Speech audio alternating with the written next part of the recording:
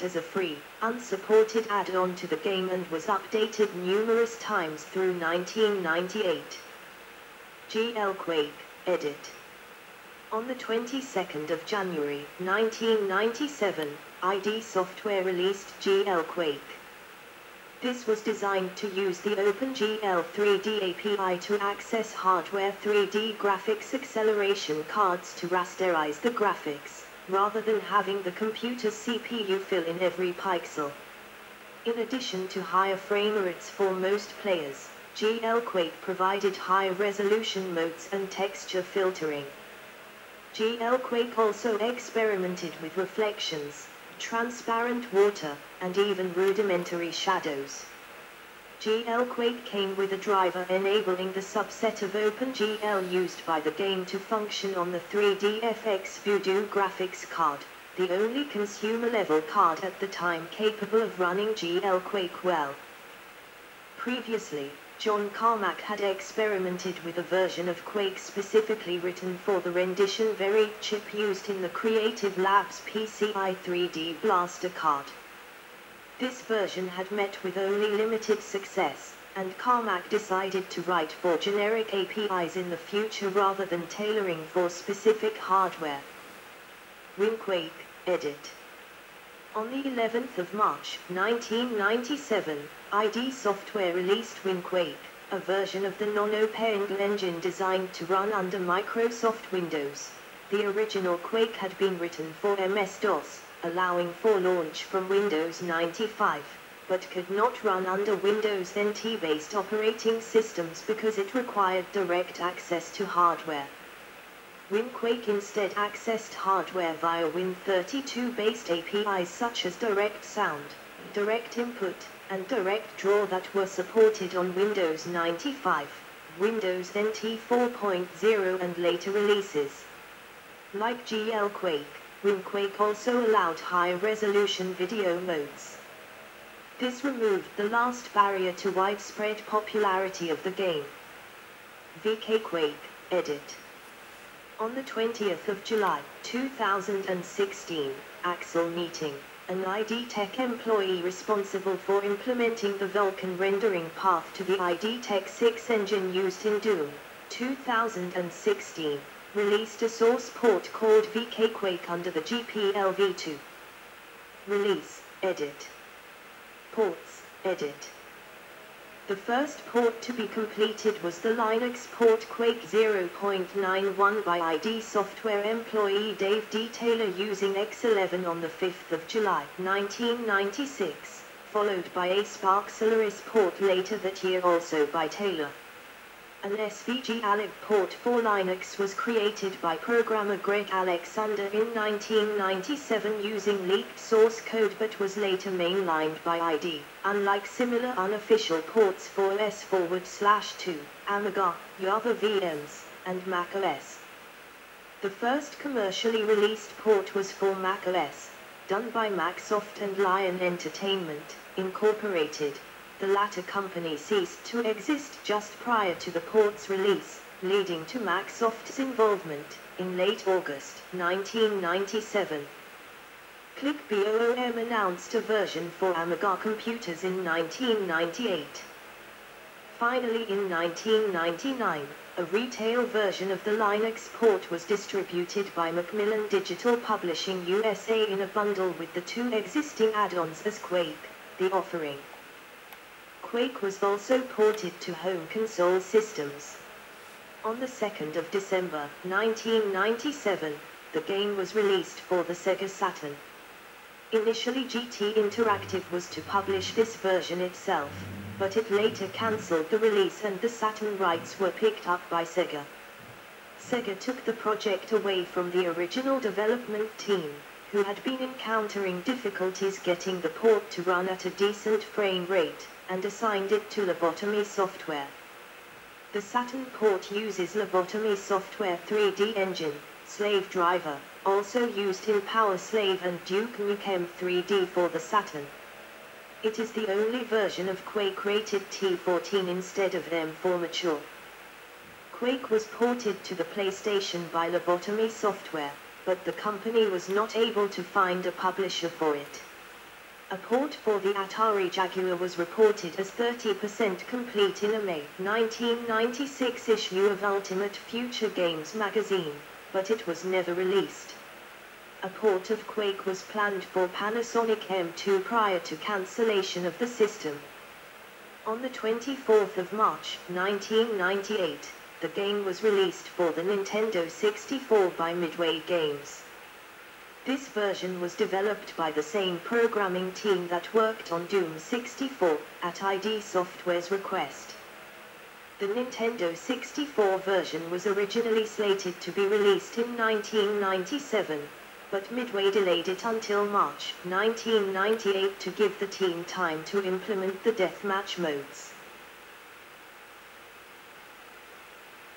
Both console ports required compromises because of the limited CPU power and ROM storage space for levels. For example, the levels were rebuilt in the Saturn version in order to simplify the architecture, thereby reducing demands on the CPU. The Saturn version omits the 4 secret levels from the original PC version of the game, replacing them with 4 exclusive secret levels: Purgatory, Hell's Airy, the Colosseum, and Watery Grave. It also contains an exclusive unlockable, Danka and Scuzz, which is a story set in the Quake milieu and presented in the form of a slideshow with voice acting. There are no multiplayer modes in the Saturn version. The Nintendo 64 version includes 25 single-player levels from the PC version, though it is missing the Grizzly Grotto, the installation, the Ebon Fortress, the wind tunnels, the sewage system, and Hell's Atrium. It also does not use the hub map where the player chooses a difficulty level and an episode. The difficulty level is chosen from a menu when starting the game, and all of the levels are played in sequential order. The Nintendo 64 version, while lacking the cooperative multiplayer mode, includes 2-player deathmatch. All 6 of the deathmatch maps from the PC version are in the Nintendo 64 port, as well as an exclusive deathmatch level, the Court of Death. In 1998, LBE Systems and Lasertron released a prototype titled Quake, Arcade Tournament Edition in the arcades in limited quantities. Arcomp Interactive published the game for ISCOS as Quake Resurrection in 1999, including the Total Conversion Malice and Expansion Q Zone, although community-made source ports such as Quake were also available. An unreleased Game Boy Advance port of Quake was in development from Randy Linden in 2002, and was pitched to ID Software in that year. The port was rejected by the company, and Linden's work would remain unused until prototypes of his work were dumped in June 2022. 2 homebrew ports of Quake for the Nintendo DS exist, Quake DS and C-Quake. Both run well, however, multiplayer does not work on Quake DS. Since the source code for Quake was released, a number of unofficial ports have been made available for PDAs and mobile phones, such as Pocket Quake, as well as versions for the Symbian S60 series of mobile phones and Android mobile phones. The Rockbox project also distributes a version of Quake that runs on some MP3 players. In 2005, ID Software signed a deal with publisher Pulse Interactive to release a version of Quake for mobile phones. The game was engineered by Californian company Bare Naked Productions. Initially due to be released on only 2 mobile phones, the Samsung Nexus, for which it was to be an embedded game, and the LG VX360. Quake Mobile was reviewed by GameSpot on the Samsung Nexus and they cited its US release as October 2005. They also gave it a Best Mobile Game in their E3 2005 Editor's Choice Awards. It is unclear as to whether the game actually did ship with the Samsung Nexus. The game is only available for the Dell X50V and X51V, both of which are PDAs, not mobile phones. Quake Mobile does not feature the 9-inch male soundtrack due to space constraints. Quake Mobile runs the most recent version of GL Quake, Quake B.1.09 GL 1.00, at 800x600 resolution and 25 FPS. The most recent version of Quake Mobile is V.1.20, which has stylus support. There was an earlier version V.1.19 which lacked stylus support. The two Quake expansion packs, Scourge of Armageddon and Dissolution of Eternity, are also available for Quake Mobile. A Flash-based version of the game by Michael Rennie runs Quake at full speed in any Flash-enabled web browser. Based on the shareware version of the game, it includes only the first episode and is available for free on the web. Expansion Packs, Edit. There were 2 official expansion packs released for Quake. The expansion packs pick up where the first game left off, include all of the same weapons, power-ups, monsters, and gothic atmosphere / architecture, and continue / finish the story of the first game and its protagonist. An unofficial third expansion pack, Abyss of Pandemonium, was developed by the Impel development team, published by Perfect Publishing, and released on the 14th of April, 1998, an updated version, version 2.0, titled Abyss of Pandemonium. The final mission was released as freeware. An authorized expansion pack, Q Zone, was developed and published by WizardWorks, and released in 1996. An authorized level editor, Deathmatch Maker, was developed by Virtues Corporation and published by Macmillan Digital Publishing in 1997. It contained an exclusive Virtues episode. In honor of Quake's 20th anniversary, Machine Games, an internal development studio of ZeniMax Media, who are the current owners of the Quake IP, released online a new expansion pack for free, called Episode 5, Dimension of the Past. Scourge of Armageddon, Edit. Quake Mission Pack Number 1, Scourge of Armageddon was the first official mission pack, released on the 5th of March, 1997. Developed by Hypnotic Interactive, it features 3 episodes divided into 17 new single-player levels, 3 of which are secret, a new multiplayer level, a new soundtrack composed by Ji-hun Hwang, and gameplay features not originally present in Quake, including rotating structures and breakable walls. Unlike the main Quake game and mission pack number 2, Scourge does away with the episode hub, requiring the 3 episodes to be played sequentially. The 3 new enemies include Centroids, large cybernetic scorpions with nail guns, gremlins, small goblins that can steal weapons and multiply by feeding on enemy corpses, and spike mines, floating orbs that detonate when near the player. The 3 new weapons include the Mjolnir, a large lightning-emitting hammer, the laser cannon, which shoots bouncing bolts of energy, and the proximity mine launcher, which fires grenades that attach to surfaces and detonate when an opponent comes near. The 3 new power-ups include the Horn of Conjuring, which summons an enemy to protect the player, the Empathy Shield, which halves the damage taken by the player between the player and the attacking enemy, and the Wetsuit, which renders the player invulnerable to electricity and allows the player to stay underwater for a period of time. The storyline follows Armageddon, a general of Quake's forces, planning to invade Earth via a portal known as the Rift. Armageddon resembles a giant gremlin with cybernetic legs and a combined rocket launcher / laser cannon for arms. Tim Soet of GameSpot gave it a score 8.6 out of 10. Dissolution of Eternity, Edit. Quake Mission Pack Number 2, Dissolution of Eternity was the second official mission pack, released on the 19th of March, 1997. Developed by Rogue Entertainment, it features 2 episodes divided into 15 new single-player levels, a new multiplayer level, a new soundtrack, and several new enemies and bosses. Notably, the pack lacks secret levels. The 8 new enemies include electric eels, phantom swordsmen, multi-grenade ogres, which fire cluster grenades, hellspawn, wraiths, floating, robed undead, guardians, resurrected ancient Egyptian warriors, mummies, and statues of various enemies that can come to life.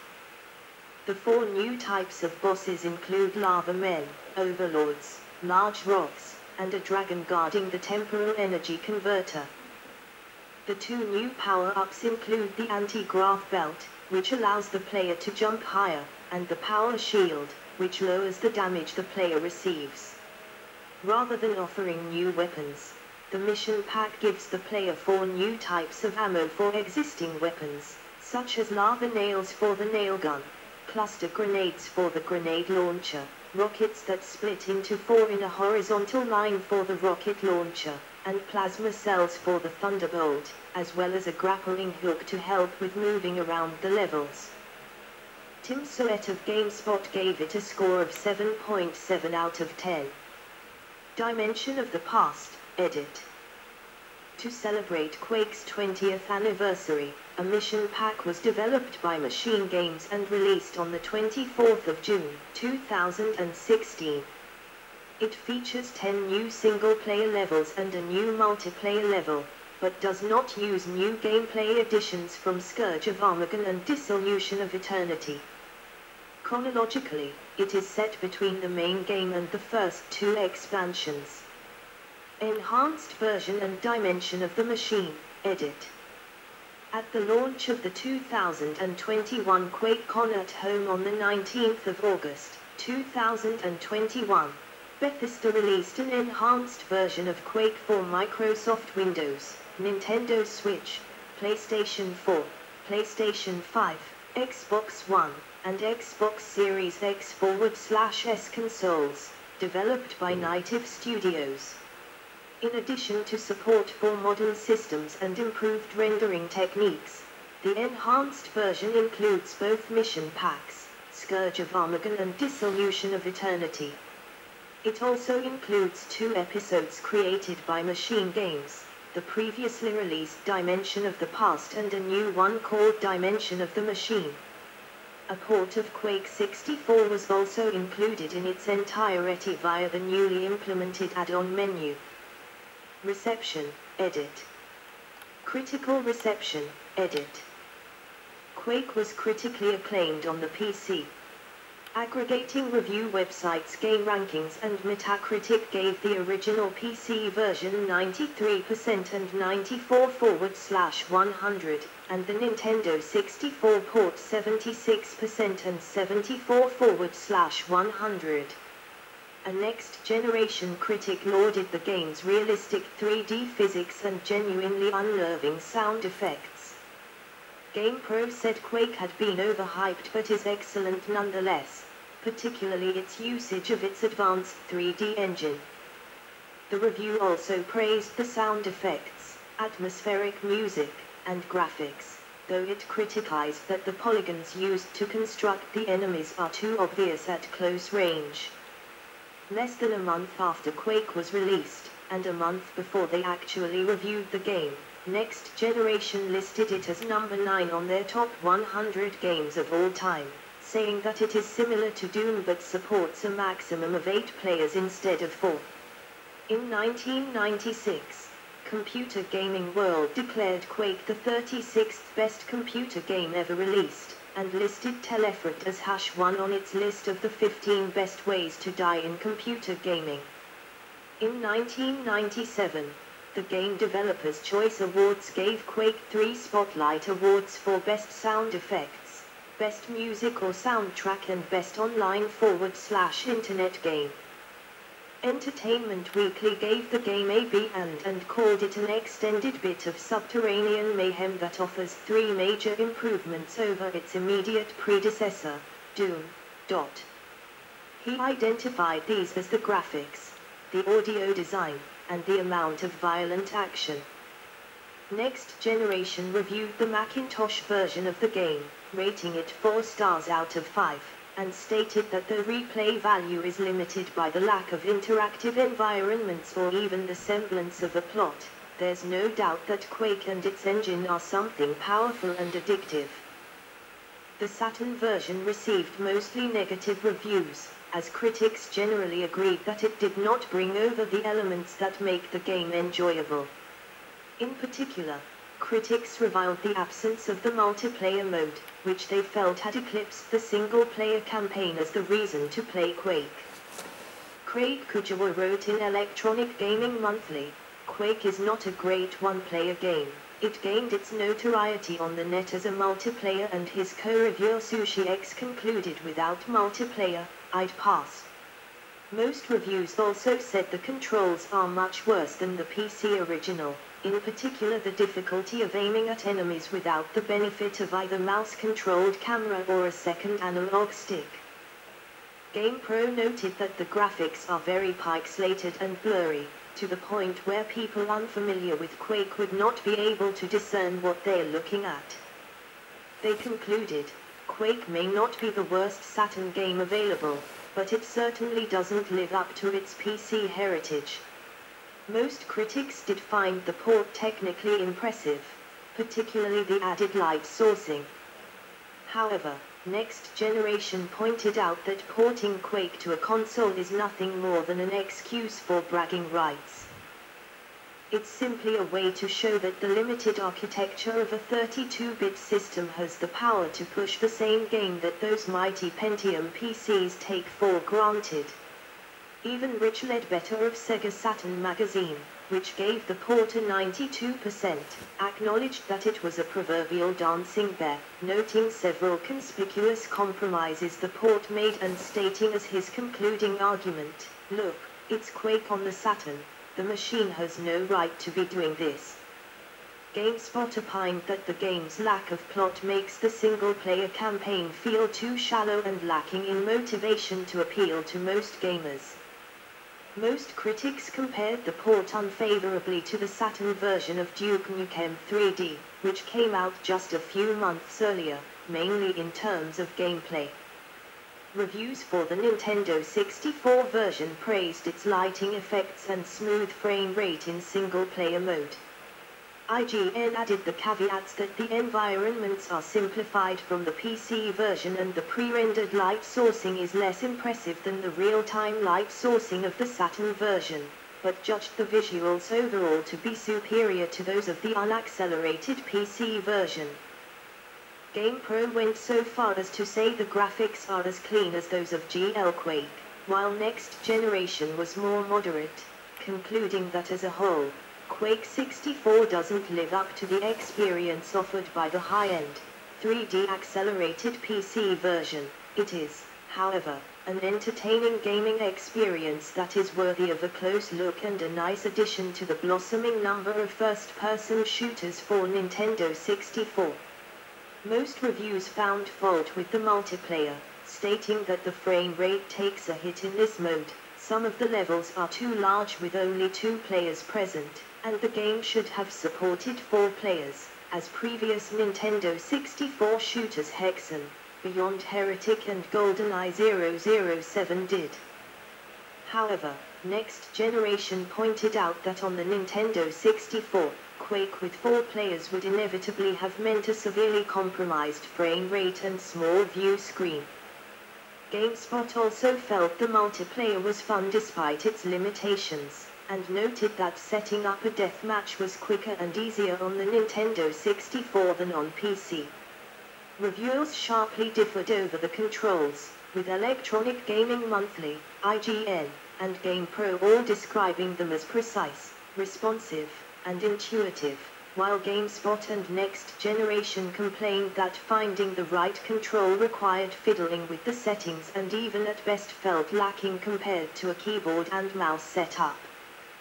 Reviews generally concluded that while the Nintendo 64 version would not appeal to Quake veterans due to its multiplayer shortcomings and lack of exclusive content, it was a strong enough conversion for non-PC gamers to enjoy the Quake experience. Next Generation reviewed the arcade version of the game, rating it 3 stars out of 5, and stated that for those who don't have LAN or internet capabilities, check out Arcade Quake. It's a blast. In 1998, PC Gamer declared it the 28th best computer game ever released, and the editors called it one of the most addictive, adaptable, and pulse-pounding 3D shooters ever created. In 2003, Quake was inducted into GameSpot's list of the greatest games of all time. Enhanced version, edit. Nintendo Life gave the Switch version a rave review, saying it wisely avoids tinkering with the magic formula that made the game so great in the first place, instead keeping the look and feel of the original intact whilst carefully adding all manner of modern bells and whistles in a feature-packed port that's an absolute dream to spend time with. They particularly praised the level designs, puzzle elements, atmospheric game world, and numerous configuration options for the graphical upgrades and multiplayer sessions. They argued that the smooth performance in both docked and handheld mode and ability to play the game as portable makes the Switch version the definitive version of the game. Sales, edit. According to David Kushner in Masters of Doom, ID Software released a retail shareware version of Quake before the game's full retail distribution by GT Interactive. These shareware copies could be converted into complete versions through passwords purchased via phone. However, Kushner wrote that gamers wasted no time hacking the shareware to unlock the full version of the game for free. This problem, combined with the scale of the operation, led ID Software to cancel the plan. As a result, the company was left with 150,000 unsold shareware copies in storage. The venture damaged Quake's initial sales and caused its retail push by GT Interactive to miss the holiday shopping season. Following the game's full release, Kushner remarked that its early sales were good, with 250,000 units shipped, but not a phenomenon like Doom 2. In the United States, Quake placed 6th on PC Data's monthly computer game sales charts for November and December 1996. Its shareware edition was the 6th best-selling computer game of 1996 overall, while its retail SKU claimed 20th place. The shareware version sold 393,575 copies and grossed $3,005,519, $5.39 million in 2023, in the United States during 1996. It remained in PC Data's monthly top 10 from January to April 1997, but was absent by May. During its first 12 months, Quake sold 373,000 retail copies and earned $18 million in the United States, according to PC Data. Its final retail sales for 19... Yes. Almost finished. It's 9 p.m. The camcorder's out of power, and I need to make a Dennis video after this. But sometime it's crashed, but we do not need so much. Just need a little bit. But I need to make a video in my language Dennis. So I will need to charge the camcorder.